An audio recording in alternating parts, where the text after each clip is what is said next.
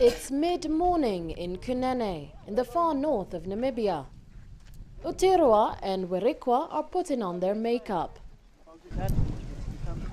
A mixture of ground red ochre and butterfat, it's one of the defining traditions of the Himba. It helps protect against the arid climate.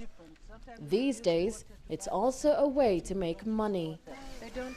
The Himba are a big attraction for tourists, and the visitors willingly pay for unlimited photo opportunities. It's intrusive, but many Himba depend on it.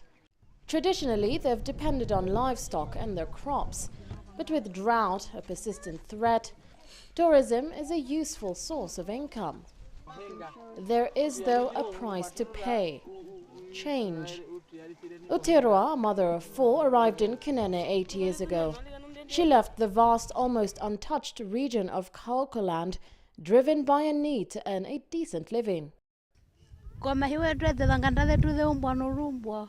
There have been many changes since we got here, especially compared to the village where we came from. And even the utensils that we have, you can see that we use modern pots.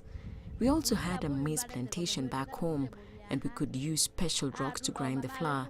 But here, we buy ready-made flour from the shop.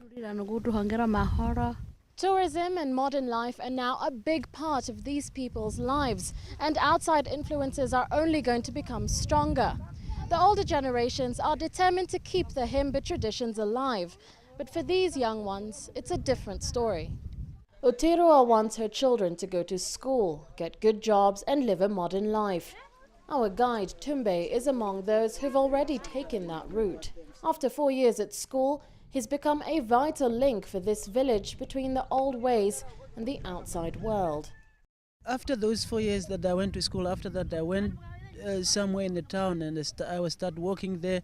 And one day, one of my family, they was sick, and they went to the hospital. The first day that they went there, they can't speak any languages. So one of those, and the nurse was there. It was a white person. He cannot speak Herero or any language, and they need help from me.